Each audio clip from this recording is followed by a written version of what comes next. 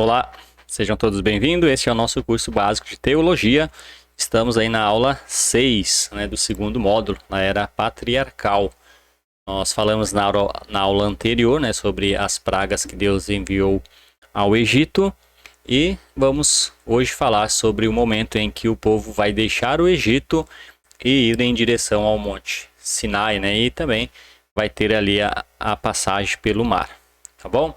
Então a gente viu, no finalzinho da aula passada que Deus, após enviar a 10ª praga, Faraó deixou o povo ir. Saiu, libertou o povo da escravidão. No capítulo 12 nós vimos que Faraó permitiu a saída do povo de Israel do Egito. E depois no versículo 40 do capítulo 12, diz assim: Ora, o tempo em que os filhos de Israel habitaram no Egito foi 430 anos. Então, um período de 430 anos, o povo de Deus foi escravo no Egito. No 37, um pouquinho antes, diz que assim permitiram os filhos de Israel, assim partiram, os filhos de Israel de Ramassés para Sucote, cerca de 600 mil a pé. E somente homens, sem contar mulheres e crianças. Aqui é a conta de quantas pessoas saíram do Egito. Quanto que era o número aí da nação de Deus. O texto diz que foram 600 mil homens de guerra saíram do Egito. Eles contavam só os homens que tinham idade aí para lutar na guerra. Então o censo deles era segundo a idade, aí, aproximadamente os 20 anos. Então saíram 600 mil homens com a média de idade aí de 20 anos. No versículo 51 diz: Naquele mesmo dia tirou o Senhor os filhos de Israel do Egito, segundo as suas turmas. Então Deus o tirou. Há um cálculo que se chega para a gente ter uma conta mais ou menos aí próxima de quantas pessoas tinham no Egito, de quanto que era o povo de Deus naquela época. Pela essa conta aí de 600 mil, com essa média de idade de 20 anos, e pelo tempo que eles ficaram no Egito, há quem diga que saiu mais ou menos 2 milhões e 400 mil pessoas saíram do Egito, incluindo os homens, com a idade aí acima de 20 anos, mulheres, crianças, mais ou menos essa conta aí que se faz, tá bom? Então podemos trabalhar com essa conta aí de que saiu do Egito 2 milhões e 400 mil pessoas. Este era o povo de Deus. Versículo 13, versículo 17 diz: Tendo Faraó deixado ir o povo, Deus não o levou pelo caminho da terra dos filisteus, posto que mais perto, pois disse, para que porventura o povo não se arrependa, vendo a guerra em torno e tornem ao Egito. Então a gente vai olhar o mapa, Deus guiando o povo. Este é o mapa do Êxodo. Esse mapa aí aparece em muitas dessas bíblias pequenas aí que você compra, vem com esse mapa aqui do Êxodo. Então aqui é o Egito, este primeiro caminho que Deus não guia ele seria o caminho mais próximo, Aqui é o Egito, aqui em cima aqui, é a terra prometida, é este local aqui. Então o caminho mais próximo seria realmente aqui, subir aqui e chegar à terra prometida. Mas aqui nesta região, este povo estava em guerra. Então Deus, achando que esse povo poderia ficar com medo, querer voltar para o Egito, não guiou eles por lá. Se prestar atenção, tem 3 linhas em laranja. Então essas seriam as 3 trajetórias possíveis do povo de Deus. Esse trajeto que mostra sublinhado aqui em preto, não é possível ser este percurso aqui. Se a gente olhar no mapa, aqui está dizendo que tem um Monte Sinai aqui, em Horebe, e que eles teriam vindo daqui, do Egito, e chegado aqui no Monte Sinai. A primeira coisa que faz com que nós eliminamos este caminho é que, se a gente olhar os traços, ó, não houve passagem pelo mar. Então aqui não tem água, é terra. Então nenhum desses trajetos aqui, o único que teria água seria esse pontilhado, mas eles teriam que ir lá só para se molhar, e se molhar não, que eles passaram em terra seca. Então não tem como ser este trajeto. E há indícios, né, que aqui não teria como ser o Monte Sinai. E o que se chega, né, à conclusão é que aqui tem realmente um monte, né, mas não foi aqui que o povo ficou acampado. Tanto é que por essa multidão que saiu aí nessa conta de 2 milhões de pessoas, não teria local aqui para essas pessoas ficarem acampadas. Então não teria como eles sair do Egito, passar pelo mar, né, e chegar aqui ao Monte Sinai e depois eles ir em direção à Terra Prometida. Né? Lembrando que mais tarde eles vão fazer uma segunda travessia, né? Eles passam também pelo mar novamente lá para entrar de novo na Terra Prometida. Eles vão passar. Deus abre pela segunda vez o mar, né, para eles entrar em terra seca também, na Terra Prometida. Então se elimina, né, esta passagem, elimina-se esta aqui, né, que o povo estava em guerra aqui em cima, e então nós temos essas duas aqui. Essa aqui em linha reta é pouco provável, né? Mesmo que aqui seja o local mais adequado, né, segundo o que tem hoje lá de registro e de imagens, tudo indica que esse aqui foi o caminho onde o mar se abriu. Aí nós já vamos mostrar o porquê, né, que é bem provável que seja aqui que o mar se abriu. O texto vai dizer que eles foram, né, até uma certa parte e retornaram.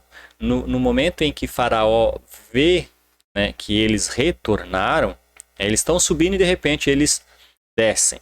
E aí é quando o Faraó toma a decisão de ir atrás deles, né? Ó, eles estão perdidos, né? Eles não sabem para onde vão, então vamos atrás deles, né? E aí eles vão ali, voltam e eles vão acampar aqui. Então, não que isso vai fazer diferença em relação ao nosso estudo, lembrando que o nosso curso é para nós ter um conhecimento claro sobre a salvação, né? Sobre a restauração do homem para Deus, mas é interessante nós falarmos algumas coisas assim, fora disso para nível, né, de conhecimento. Então tudo indica que este foi o caminho tomado pela nação de Israel, né, que Deus escolheu. Eles foram até lá ali, voltaram e acamparam aqui. Esse seria o mapa do Êxodo. Por que aquela região é a mais indicada? Tá vendo essa ilha? Aqui tem um espaço para abrigar, né, essas 2 milhões de pessoas, e esta ilha aqui, se a gente prestar atenção, é este mesmo desenho claro aqui, ó, embaixo. Então aqui é exatamente aonde eles acamparam antes de abrir o caminho pelo mar. Outra coisa que faz com que a gente chegue a essa conclusão também é que lembra que Deus, quando eles passaram, Deus colocou uma coluna de fogo que não permitiu que o exército de Faraó chegasse até o povo dos hebreus. Tá vendo aqui essa clareira, né? Aqui era apenas uma passagem que tinha para chegar até esta ilha. Então, quando o povo de Israel entra, né, por esse espaço aqui, Deus coloca aqui uma coluna de fogo, não permitindo, né, com que o exército de Faraó, né, alcançasse eles até que Deus abrisse o caminho pelo mar. Tá bem? Então tudo indica que foi aqui, neste exato lugar aqui, que Deus abriu o mar para o povo de Israel passar. Né? Eles acamparam, né, lá no capítulo 14, do versículo 1 ao 14, vai falar, né, que eles estiveram acampado ali. Né? No versículo 1 diz: Disse o Senhor a Moisés: Fala aos filhos de Israel que retrocedam e se acampem defronte ao Piherote, entre Migdol e o mar. Né? Diante de Baal, Zefon. Baal-Zephon, né? Em frente dele os acampareis junto ao mar. Então Faraó, né? Deixa eu só arrumar, eu tô com a Bíblia aqui de lado, por isso que eu tô me atrapalhando na leitura aqui. Deixa eu arrumar ela corretamente. Então, aí no versículo 3. Então Faraó, né, dirá: dos filhos de Israel estão desorientados, né, na terra, o deserto os encerrou. Endurecerei, né, o coração de Faraó para que os persiga, e serei glorificado em Faraó e em todo o seu exército. E saberão os egípcios que eu sou o Senhor. Eles assim o fizeram. Sendo, pois, anunciado ao rei do Egito que o povo fugia, mudou-se o coração de Faraó e dos seus oficiais contra o povo, e disseram: que é isto que fizemos, permitindo que Israel nos deixasse de servir? E aprontou Faraó, né, o seu carro, e tomou consigo o seu povo. E tomou também, né, 600 carros escolhidos e todos os carros do Egito, com capitães sobre todos eles. Porque o Senhor endureceu o coração de Faraó, rei do Egito, para que perseguisse os filhos de Israel. Porém, os filhos de Israel saíram afoitamente.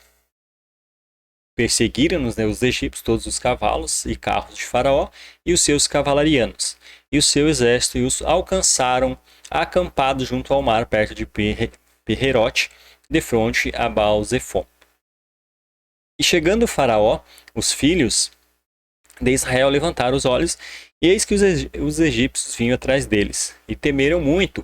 Então os filhos de Israel clamaram ao Senhor. Disseram a Moisés: será por haver sepulcro no Egito, por não haver, né, sepulcro no Egito, que nos tirasse de lá, para que nós morramos neste deserto? Por que não nos trataste assim, fazendo-nos sair do Egito? Não é assim o que dissemos no Egito? Deixa-nos para que sirvamos aos egípcios, pois melhor nos fora servir ao egípcio do que morrer, né, no deserto. Moisés, porém, respondeu ao povo, né, não temais, aquietai-vos e vede o livramento do Senhor, que hoje vos fará, porque os egípcios que hoje vedes nunca mais tornarei a ver. O Senhor pelejará, né, por vós, e vos calareis. Então, eles estão acampados, né, neste lugar, e eles avistam aí os egípcios, e Deus vai agir aí, colocando nesta coluna de fogo, não deixando este povo chegar até o seu povo, né? E o exército aí do Faraó, eles vai atrás do povo, como a gente viu, né? Deus endurece o coração e faz com que Faraó vá atrás, porque Deus vai acabar de seu plano aí de castigar completamente aí o povo do Egito. Do 15 ao 21, diz o Senhor a Moisés: por que clama a mim? Diz aos filhos de Israel que marchem. E tu levanta o teu bordão, estende a mão sobre o mar e divide-o, para que os filhos de Israel passem pelo meio do mar a seco. E eis que endurecerei o coração dos egípcios, para que vos sigam e entre nele. Serei glorificado em Faraó e em todo o seu exército, nos seus carros, né, e nos seus cavalarianos. E os egípcios saberão que eu sou o Senhor, quando for glorificado em Faraó, nos seus carros e nos seus cavalarianos. Então o anjo de Deus, que ia diante do exército de Israel, se retirou e passou para trás deles também, né? A coluna de nuvem se retirou diante deles e pôs atrás deles. E iam entre o campo, né, dos egípcios e o campo de Israel. Uma nuvem era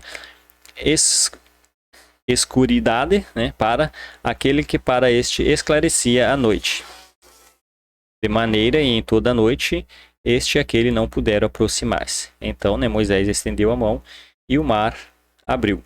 E o Senhor, por um forte vento oriental que soprou toda aquela noite, fez retirar-se o mar, que tornou terra seca, e as águas foram divididas. Então Deus, né, abre o mar para Israel passar em terra seca. E o texto diz que Deus, depois, né, ele permite que o exército de Faraó entre no mar e ele vai deixar o mar. E todo o exército de Faraó, inclusive, né, Faraó, morre afogado.